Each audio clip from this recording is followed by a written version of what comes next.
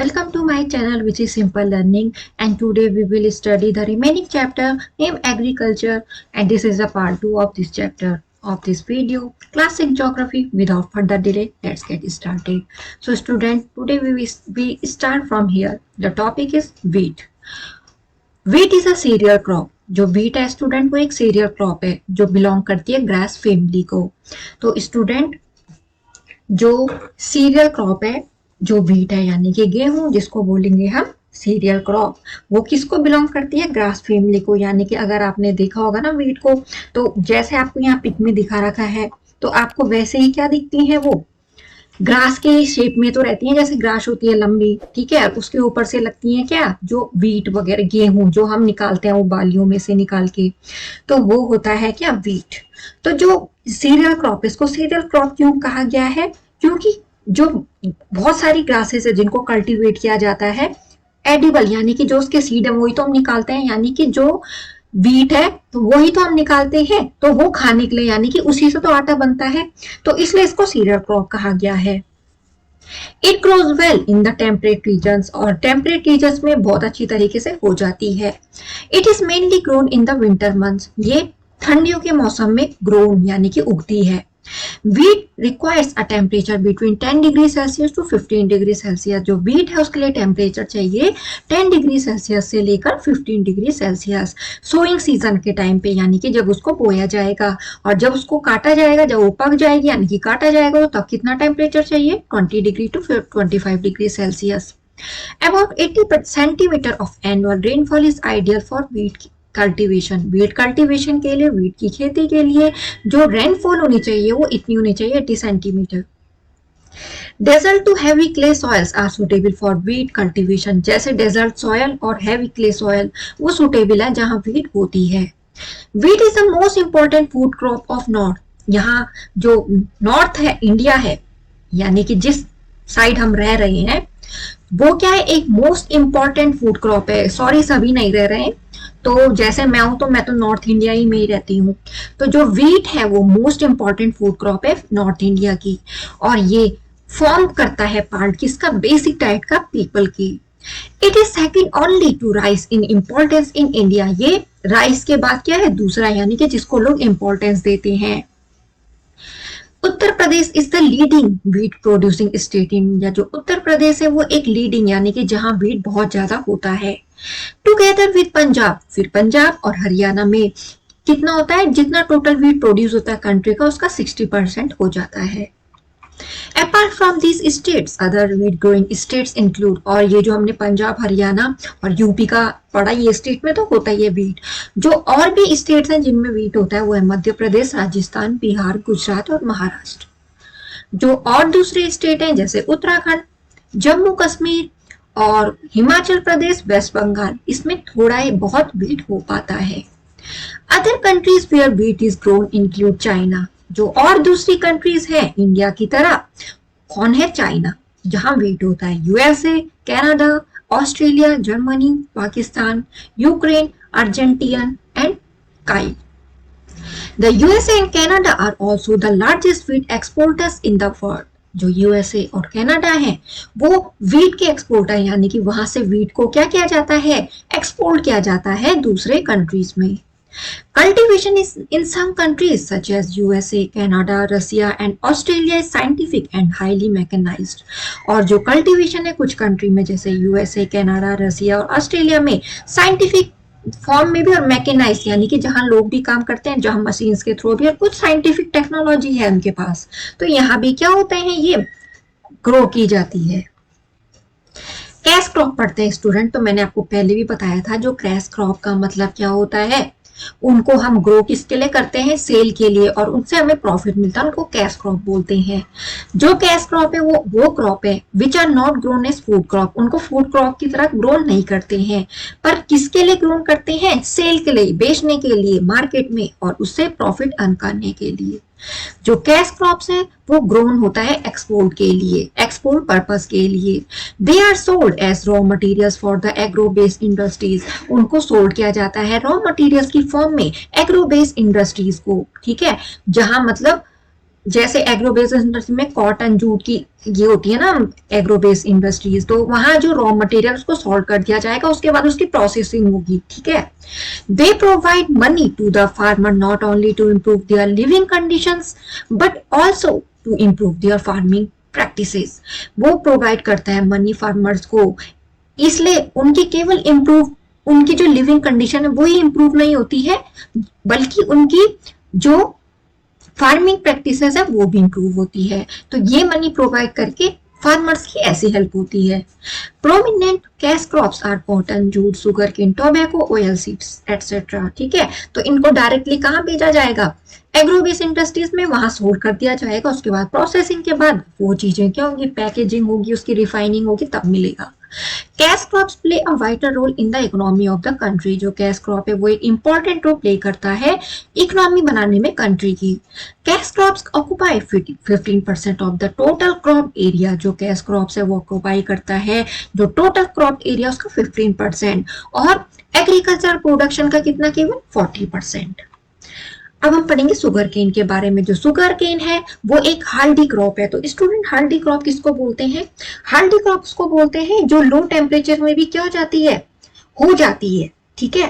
तो जो low temperature में भी जो क्रॉप हो जाती है, ठीक है, और बियर कर देती है उस कंडीशन को, जैसे कोल्ड विंटर टेम्परेचर्स में भी जो प्लांट की एबिलिटी होती है वो तब भी क्या होते हैं, हो जाती हैं। तो उसको वो कल्टीवेटेड हो, वो जो शुगर केन है वो है हार्डी क्रॉप, और उसको कल्टीवेटेड करते हैं किस रीजन्स में, ट्रॉपिकल और सब ट्रॉपिकल में, ठीक है। It belongs to the grass family. आपने देखा होगा जो शुगर केन है वो ग्रास की तरह तो लंबा उगता है ना, आपने देखा होगा गन्ने के खेत तो आपने देखे होंगे ना, तो वही, जैसे आपको यहाँ पे पिक भी दे रखी है। तो यहाँ पे आपको बता रखा है जो राइस, मेज, टी, वीट, मिलेट और कॉफी का जो डिस्ट्रीब्यूशन है मेजर क्रॉप्स ऑफ वर्ल्ड में, वो कहाँ कहाँ पे कितना है। जहां जहां पे राइस है वहां पे देखिए वहां राइस होती है इन जगह, इंडिया में भी जो ये प्लेसेस, जो ये जगह है। और मेज का ये जो सिंबल है यहाँ यहाँ, तो आप इससे भी लगा सकते हो कि कहाँ कौन सी क्रॉप्स होती है। एज लार्ज जॉइंटेड स्टॉक्स, तो जो शुगर केन है ना वो कैसे होता है ग्रो, लार्ज जॉइंटेड स्टॉक, यानी कि आपने देखा होगा ना शुगर केन, ये आपने देखा होगा ना, ये ऐसे लंबा उगता है, फिर इसमें यहाँ से क्या होता है, ये स्टॉक, ये निकलता है ना, इसके पत्ते वगैरह जो भी हम बोलते हैं। 2 to 6 मीटर इन हाइट, इतना लंबा होता है ये। It is from this stalk that raw sugar cane juice is obtained from making sugar. और हमें जैसे पिक में दे रखा है तो इसी से तो हम क्या पाते हैं, शुगर पाते हैं ना। The juice is further process to make products like molasses. जो जूस है उसको फिर उसके बाद आपने देखा होगा ना, हम गन्ने का जूस चूसते हैं ना, हम गन्ने को, उसमें से जूस निकलता होता है ना, क्या होता है, वो स्वीट होता है, ठीक है।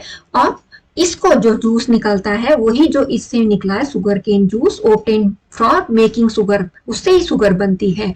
तो जूस है उसको फर्दर प्रोसेस किया जाता है, और कैसे प्रोडक्ट बनाया जाता है, मोलेसेस। ये क्या हुआ, thick brown dark brown juice हुआ जो ऑब्टेन होता है रॉ शुगर से रिफाइनिंग प्रोसेस के टाइम पे, उसको बोलेंगे मोलेसेस। जैगरी गुड़ और इथेनॉल इंडस्ट्रियल अल्कोहल, ये हमें मिलता है इस टाइम जब ये प्रोसेस होती है इसकी जूस की।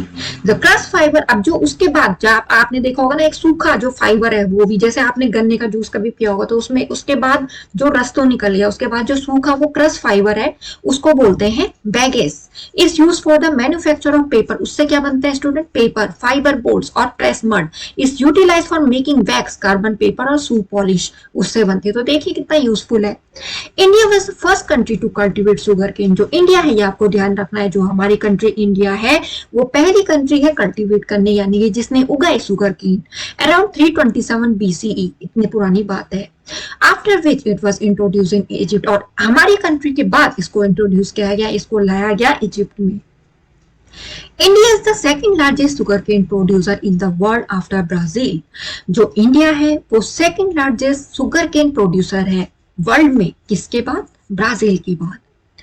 There are 2 distinct sugar cane producing region, और 2 टाइप के distinct sugar cane producing regions हैं, एक तो है नॉर्दर्न बेल्ट और एक है सदर्न बेल्ट। जो नॉर्दर्न बेल्ट है उसमें कौन कौन से स्टेट आते हैं, पंजाब, हरियाणा, उत्तराखंड, उत्तर प्रदेश और बिहार। और जो सदर्न बेल्ट है उसमें महाराष्ट्र, कर्नाटका, तमिलनाडु, तेलंगाना और Andhra Pradesh. China, Thailand, Pakistan, Mexico and Indonesia are some of the other important cane growing regions of the world. ये कुछ कंट्रीज है, ये भी है जो शुगर केन को ग्रो करती हैं रीजन्स में। कॉटन, अब हम पढ़ेंगे कॉटन के बारे में। ये मोस्ट इंपॉर्टेंट है इन ऑल फाइबर्स में से and accounts for nearly half of all fibres used in the textile industries. और आधे से ज्यादा तो यही है, मतलब इंडस्ट्री में जो प्रोसेसिंग किया जाता है, जो बनाया जाता है इतने सारे फाइबर में से। It is the oldest fibre, ये बहुत ही पुराना फाइबर है जो हम जानते हैं जिसे। कॉटन आपने देखा होगा फाइन सब्सटेंस है। Covering the seeds harvested from the cotton plants. आप देखते होंगे ना कि जो जिस पे जो कॉटन होता है, ठीक है, तो वो किसको कवर करके रखता है, उस सीड को कवर करके रखता है और उसके बाहर देखता है ना आप रुई को। Cotton is generally grown as a kharif crop. जो कॉटन है उसको हम खरीफ क्रॉप के फॉर्म में ग्रोन करते हैं, ठीक है, इसको खरीफ क्रॉप बोलते हैं।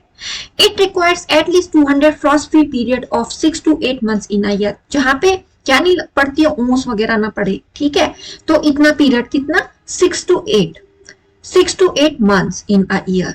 Since frost is harmful to the plant, जैसे कि जो फ्रॉस्ट है वो अच्छा नहीं होता, ओस अच्छी नहीं होती प्लांट को, आपने देखा भी होगा जहां ज्यादा ओस गिरती है वहां पे जो क्रॉप वगैरह वो इतनी अच्छी नहीं हो पाती है। Cotton requires plenty of sunshine. Cotton को ज्यादा धूप की जरूरत होती है और ड्राई वेदर की हार्वेस्ट के टाइम पे जब उसको काटा जाता है। चाइना, इंडिया और Pakistan important cotton growing countries है हमारे वर्ल्ड में। इंडिया सेकेंड लार्जेस्ट प्रोड्यूसर है कॉटन का, किसके बाद, चाइना कंट्री के बाद। अकाउंटिंग फॉर अबाउट, यानी कि यहाँ पे 25% जितना वर्ल्ड का प्रोड्यूस होता है कॉटन, उसका 25% होता है। It is also world second largest consumer of cotton, और ये कंज्यूमर भी है कॉटन का सेकेंड लार्जेस्ट। जो यूएस है वो थर्ड लार्जेस्ट प्रोड्यूसर है कॉटन का वर्ल्ड में। गुजरात सबसे ज्यादा प्रोड्यूस करता है कॉटन को हमारी कंट्री में। Haryana leading cotton producing state है नॉर्थ में। अब हम पढ़ेंगे जूट के बारे में। ये हमने पढ़ा कॉटन के बारे में, अब हम पढ़ेंगे जूट के बारे में। जो जूट है वो एक लॉन्ग सॉफ्ट वेजिटेबल फाइबर है जिसको स्पन काटा जाता है, उसके बाद उसको कोर्स थ्रेड, यानी कि आपने देखा होगा ना बारीक बारीक थ्रेड में, ठीक है, बनाया जाता है। It is the most affordable natural fibre. ये बहुत ही अफोर्डेबल यानी कि जिसको खरीद सकते हैं नेचुरल फाइबर है जो प्लांट से ऑब्टेन होता है और जिससे हम बना सकते हैं बहुत सारे यूजफुल प्रोडक्ट्स। इसकी लो कॉस्ट की वजह से, इसकी स्ट्रेंथ की वजह से, इसकी शाइनिंग की वजह से, इसकी यूनिफॉर्मिटी की वजह से, स्ट्रॉन्गनेस की वजह से जो जूट है उसकी ग्रेट डिमांड है आज।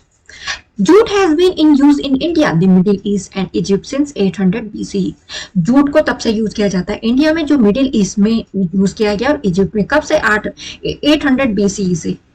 Jute is also known as the golden fibre. Jute को गोल्डन फाइबर बोलते हैं क्योंकि ये प्रोवाइड करता है बहुत ज्यादा रेवेन्यू गवर्नमेंट को, यानी कि इसकी इतनी, जब हम इसको इतना सेल करते हैं तो हमको उससे क्या होती है, हमारी इकोनॉमी भी क्या होती है, इंक्रीज होती है। तो ये ह्यूज रेवेन्यू देता है किसको, गवर्नमेंट को, ठीक है, और इसको जूट को गोल्डन फाइबर बोलते हैं। Jute is a kharif crop which is sown around February and March. जो जूट है वो खरीफ क्रॉप है जिसको बोया जाता है फरवरी और मार्च के महीने में। जैसे कि हमने कॉटन पढ़ा, वो भी खरीफ क्रॉप है, तो आपको ये ध्यान रखना पड़ेगा। अगर आपके 1 मार्क्स के क्वेश्चन आते हैं तो आपको ध्यान रखना पड़ेगा। इससे पहले वाली वीडियो में भी हमने पढ़ा था, ठीक है, ब्लैक गोल्ड पढ़ा था, और अब इसमें हमने अभी पढ़ा गोल्डन फाइबर जो जूट को बोलते हैं। ये आपको ध्यान रखने हैं। और खरीफ क्रॉप कौन कौन है, कैश क्रॉप कौन है, फूड क्रॉप आपने कौन सी पढ़ी, ये आपको ध्यान रखना है। The crop needs hot and humid climate. जो क्रॉप है, what type of climate they need the hot and humid climate, यानी कि जो गर्म भी हो और जिसमें नमी भी हो। जो इंडिया है वो लार्जेस्ट प्रोड्यूसर है जूट का वर्ल्ड में। किसके बाद, बांग्लादेश के बाद, यानी कि बांग्लादेश इससे आगे आता है और उसके बाद आता है इंडिया। जो दूसरी कंट्रीज है जो जूट प्रोड्यूस करती है वो है China, Nepal, south Sudan, Egypt, Brazil, Vietnam और म्यांमार। हमारे इंडिया में जो जूट कल्टीवेशन है वो ईस्टर्न स्टेट्स में ज्यादा किया जाता है। West Bengal being the largest jute producing state India, यानी कि जो वेस्ट बंगाल स्टेट है वो एक बहुत ही ज्यादा जूट प्रोड्यूसिंग स्टेट है हमारे इंडिया का। और जो हमारे इंडिया के और स्टेट हैं जहां ये जूट होता है वो है बिहार, आसाम, मेघालय और उड़ीसा। पढ़ते हैं फूड क्रॉप्स और कैश क्रॉप्स के बारे में, जो डिफरेंस है स्टूडेंट उसको। जो फूड क्रॉप्स है यानी कि जैसे हमने पढ़ा व्हीट, राइस, मिलेट, मेज के बारे में, ये किसके लिए ग्रो किए जाते हैं, ह्यूमन कंजप्शन, यानी कि हम मान ले जो हम उसको ले रहे हैं, यानी कि हम मान ले कंजप्शन, यानी कि हम मान ले यूज में। कैश क्रॉप्स वो ग्रोन होता है, उसका जो पर्पस है ग्रोन होने का वो है प्रॉफिट को बनाना, यानी कि हमने देखा कि उनको क्या कर दिया जाता है, एग्रो बेस्ड इंडस्ट्री में सोल्ड कर दिया जाता है, उसके बाद रिफाइनिंग प्रोसेस होती है तो फर्दर एक्सपोर्ट किया जाता है। तो कैश क्रॉप्स को डायरेक्ट क्या किया जाता है, एज ए रॉ मटेरियल, यानी कि in the form of raw material में एग्रो बेस्ड इंडस्ट्रीज में सोल्ड किया जाता है। Mainly use as a staple diet, staple diet यानी कि जैसे हमने देखा, जैसे हम राइस को क्या करते हैं, ज्यादा यूज करते हैं यानी कि अपने खाने में, फिर व्हीट को भी, तो ये स्टेबल डाइट की फॉर्म में यूज होता है। और जो कैश क्रॉप है वो रॉ मटेरियल किसके लिए, इंडस्ट्रीज, फिर उसके बाद फर्दर रिफाइनिंग, फर्दर प्रोसेसिंग होती है जिसकी। कैश क्रॉप जो है वो उसके एग्जांपल है cotton, jute, sugar cane, tobacco etcetera. अब हम स्टूडेंट पढ़ते हैं जियोबज में। Today, India with a population of more than 1 billion is self-sufficient in food production. आज के टाइम पे जो इंडिया है उसमें बहुत ज्यादा पॉपुलेशन हो चुकी है, यानी कि यहाँ की जनसंख्या बहुत ज्यादा है, 1 बिलियन से भी ज्यादा। तो जो फूड प्रोडक्शन है तो वो क्या हो जाता है, यहाँ के लिए सेल्फ सफिशिएंट है, यानी कि जो होता है वो यहाँ के लिए सब के लिए फुलफिल हो जाता है। This has resulted from the green revolution, ये ग्रीन रिवॉल्यूशन की देन है। आज जो इंडिया है वो ग्रो करता है ऐसी क्रॉप्स को, व्हीट और राइस को सरप्लस, यानी कि बहुत ज्यादा क्वांटिटी में। Introduction of modern agriculture technology. और अब हम पढ़ेंगे स्टूडेंट ग्रीन रिवॉल्यूशन के बारे में। Green revolution is a revolution in the field of agriculture. जो ग्रीन रिवॉल्यूशन है वो एक क्रांति है किस फील्ड में, एग्रीकल्चर के, कृषि के फील्ड में। It was a turning point in the agriculture in the 1960s. इसने एक टर्निंग पॉइंट यानी कि एक मोड़ ही दे दिया एग्रीकल्चर को 1960s में, जिसके रिजल्ट से जो प्रोडक्टिविटी है ग्लोबल एग्रीकल्चर की, यानी कि ग्लोबल यानी कि वर्ल्ड वाइड जो एग्रीकल्चर है वो इंक्रीज हो गया फेनोमिनली।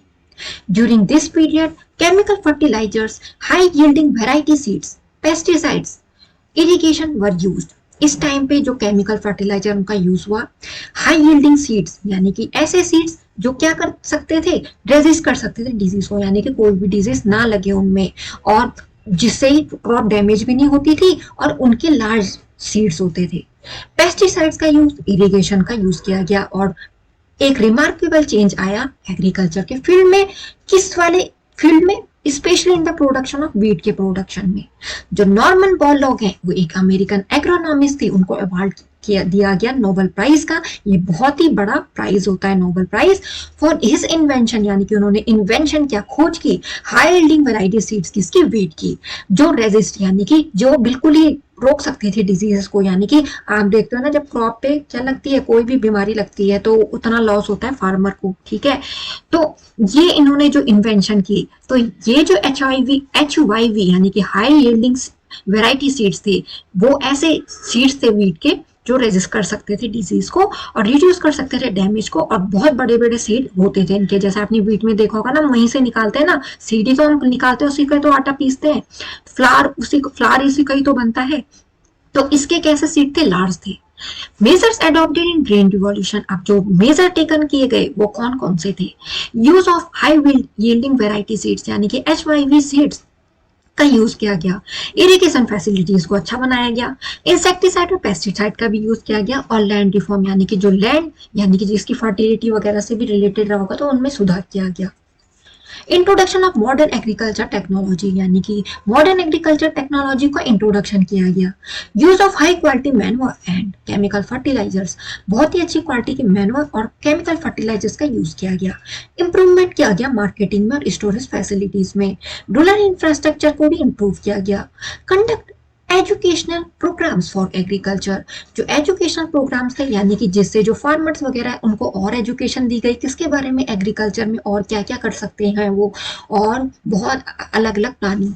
मल्टीपल क्रॉपिंग यानी कि एक ही क्रॉप ना उगाना, बहुत ही क्रॉप उगाना, ठीक है, तो ये है multiple cropping. Benefit of green revolution. अब जो ग्रीन रिवॉल्यूशन है उसका जो बेनिफिट था वो क्या था, जो एग्रीकल्चर इंडस्ट्री थी वो किसके लिए एबल थी, बहुत ही ज्यादा क्वांटिटीज ऑफ फूड को प्रोड्यूस करने के लिए, और इसने इंक्रीज कर दी प्रोडक्टिविटी। इसने ये पॉसिबल कर दिया to feed the growing human population, जैसे कि 1 बिलियन हमारे इंडिया की पॉपुलेशन है, तो यहाँ जो भी क्रॉप होगी वो सेल्फ एफिशिएंट होगी यहाँ की पॉपुलेशन के लिए। अगर इसमें स्कार्सिटी हो जाती है प्रोवाइड कराने को तो क्या हो जाता है, हमारी जो इकोनॉमी वगैरह या जो हमारी कंट्री का क्या हो जाएगा, डेथ रेट वगैरह क्या हो जाती है, इंक्रीज हो जाएगी, क्योंकि फूड क्या है हमारे लिए इम्पोर्टेंट है।